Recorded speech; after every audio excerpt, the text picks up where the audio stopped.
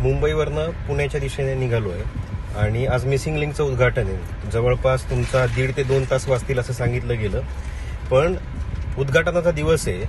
1 मे महाराष्ट्र दिन आहे.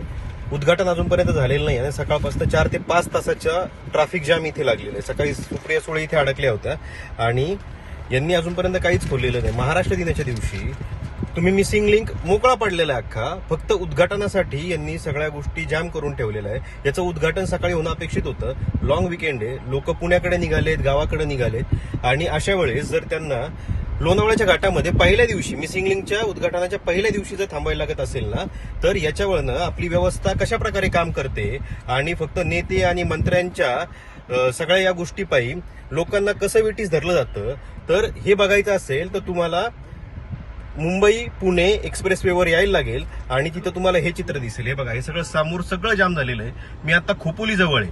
खोपोलीपासूनच missing link सुरू होतो, जो सिंहगड रोडला संपतो आणि त्याच्यामुळं तुमचा जवळपास 1 ते 1.5 तास वाचेल असं सगळं ब्रँडिंग केलं जात आहे. माध्यमांमध्ये येण्यासाठीचे सगळे प्रोग्राम, सगळे कार्यक्रम राबवले जात आहेत. पण दुसऱ्या बाजूला जे लोक अडकले, त्याच्यामध्ये जे हजारो लोक अडकलेत, त्यांची कुठलीही काळजी प्रशासनाला, व्यवस्थेला, मुख्यमंत्र्यांना आणि उपमुख्यमंत्र्यांना आहे का? याचं उत्तर प्रशासनाने देणं गरजेचं आहे. 1 वाजताचा कार्यक्रम आहे, आता सकाळपासून जाम आहे. सकाळी 7 वाजल्यापासून हे जाम लागलेलं आहे. जाम कशामुळे लागलंय कुणालाच माहित नाहीये. सगळ्या ट्रक आहे, सगळ्या गोष्टी आहेत. पोलीस व्यवस्था, आरटीओ सगळं तिथं उपस्थित असणं गरजेचं होतं. जर लॉंग विकेंड आहे तर गाड्या कशा प्रकारे निघतील, हेवी व्हेकल कशा प्रकारे थांबवले जातील, हे पाहणं गरजेचं होतं. मात्र कुठलीही काळजी, कुठलीही तसदी प्रशासनानं घेतलेली नाहीये, सरकारनं घेतलेली नाहीये आणि ज्याचा फटका महाराष्ट्रातल्या सामान्य नागरिकांना बसतोय, ही अत्यंत दुःखद बाब आहे. याच्यावर मुख्यमंत्र्यांनी, उपमुख्यमंत्र्यांनी विचार करणं गरजेचं आहे.